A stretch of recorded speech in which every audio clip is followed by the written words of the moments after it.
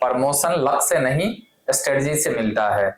आपके एक ही कंपनी में कई सारे लोग रहते हैं, कई सारे पर्सन काम कर रहे हैं और किसी को प्रमोशन मिल जा रहा है, किसी को नहीं मिल रहा। ये इसका कुछ तो स्ट्रेटजी होगा, जो मैं आज आपको 5 स्ट्रेटजी ऐसे बताऊंगा जिससे कि आपको भी प्रमोशन अपने ऑर्गेनाइजेशन में मिल सकता है। पॉइंट नंबर 1, हार्डवर्क आपका दिखना चाहिए।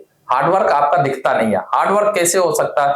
जैसे जितना भी आप काम कर रहे हैं वो हार्डवर्क एक स्ट्रेटजी वाइज में आपको फॉलो करके आगे देना होगा। आप मेहनत कर रहे हैं, वो मेहनत से रिजल्ट नहीं आ रही है, आपके उस मेहनत से किसी सीनियर को पता ही नहीं लग रहा आप कितना मेहनत कर रहे हैं। आपकी जो भी मेहनत कर रहे हैं, हार्डवर्क कर रहे हैं, उसको आप रिटेन कर रहे हैं कि नहीं, कि सिर्फ आप लगे हुए हैं जो हार्डवर्क मेहनत कर रहे हैं और पता लग रहा है उस मेहनत के रिजल्ट कुछ और ही निकल रही है।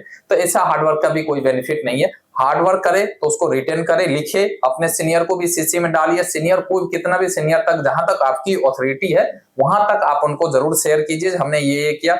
और निश्चित रूप से रिजल्ट ड्रिवन आप हार्डवर्क कीजिए। अगर हार्डवर्क सिर्फ रिजल्ट नहीं दिखाएगी ओवरऑल में, तो आपकी हार्डवर्क की कोई बेनिफिट नहीं होगा। पॉइंट नंबर टू बहुत ही इंटरेस्टिंग है। आप प्रॉब्लम सॉल्वर आपको बनना पड़ेगा। देखिए काम बहुत सारे हैं, आप इस तरीका से इन्वॉल्व हो जा रहे हैं अपने कामों में ताकि आपको पता नहीं लगता है जो कैसे क्या होगा, लेकिन आपको प्रॉब्लम सॉल्वर बनना पड़ेगा। बड़ी बड़ी काम है, अगर उस प्रॉब्लम को अगर आप सॉल्व कर पा रहे हैं, अगर प्रॉब्लम को सॉल्व कर पाए तो निश्चित रूप से आपकी स्ट्रेटजी काम करेगी, आपको इंक्रीमेंट भी मिलेगा। लेकिन आप काम कर रहे हैं, प्रॉब्लम सॉल्व नहीं हो रही है, जब तक प्रॉब्लम सॉल्व नहीं होगा तब तक लगे रहिए, मतलब टिल द एंड आपकी प्रॉब्लम को रिजॉल्व अपने लेवल पे कीजिए। हेल्प लेना सीनियर से लीजिए, कोई दिक्कत नहीं है, हेल्प किसी और से लेना आप हेल्प लीजिए, लेकिन जिस प्रॉब्लम को आपने पकड़ा है उस प्रॉब्लम को निश्चित लास्ट तक में आपको खत्म करना पड़ेगा। आप किसी थोड़ा बहुत प्रॉब्लम आई किसी और को दे दिए तो आपका काम नहीं बनेगी। आपको कोई भी ये, क्योंकि आप छोटे छोटे प्रॉब्लम से भी आप डेविएट हो जाते हैं, किसी और को दे रहे हैं अपना काम, तो उससे प्रॉब्लम सॉल्वर नहीं बने। काम बहुत सारे लेकिन बड़े बड़े प्रॉब्लम सॉल्वर बनेंगे, निश्चित रूप से आपकी सैलरी इंक्रीमेंट होगी इस चीज में भी।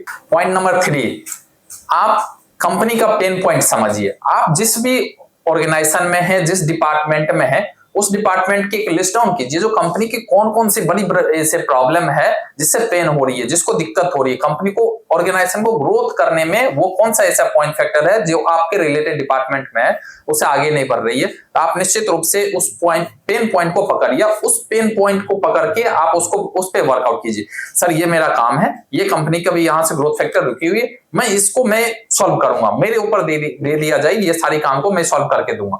उसको एक टाइम फ्रेम बनाइए, उस टाइम फ्रेम के अंदर में आप सारी चीज डालिए और आप उस प्रॉब्लम सॉल्वर बनके, इंसान बनके उस पेन पॉइंट को आप खत्म कीजिए।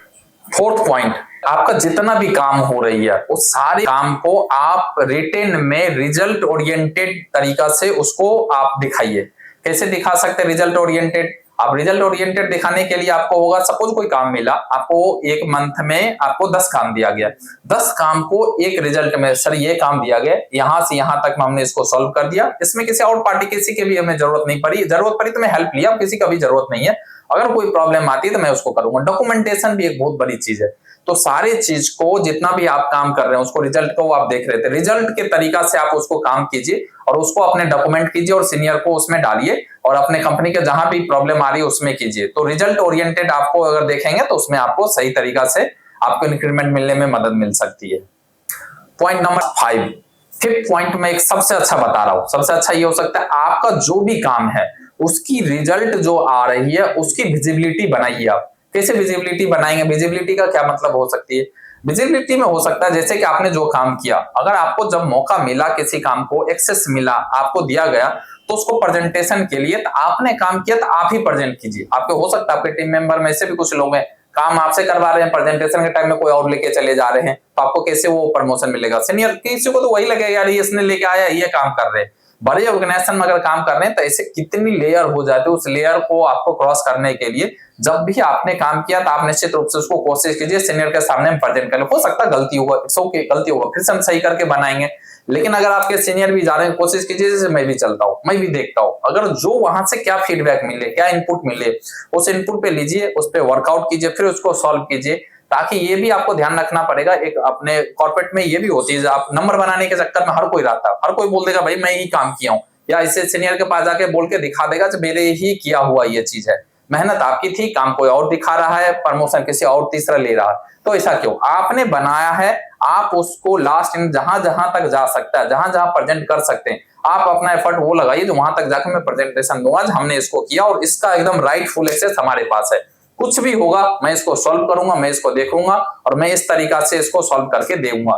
तो ये सारी चीज आपको मैं आज 5 स्ट्रेटजी बताया, ये 5 स्ट्रेटजी आप अपने में इंप्लीमेंट कीजिए। ऑर्गेनाइजेशन की साइज हो सकती है आपकी छोटी, बड़ी, किस मिड साइज की, हर किसी के साइज की हो सकती है। जो 5 फैक्टर मैंने बताए, इस 5 फैक्टर पर अगर काम करेंगे तो निश्चित रूप से आपको इंक्रीमेंट के टाइम में आपको बेनिफिट मिलेगा। और इंक्रीमेंट अभी भी आने वाली भी है, अप्रैल में मैक्सिमम जगह पे अप्रेजल को दे दिया जाता है, तो इसमें आपको बेनिफिट मिलेगी। ये सारी चीज का आप इंप्लीमेंट कर सकते हैं। Thank you so much.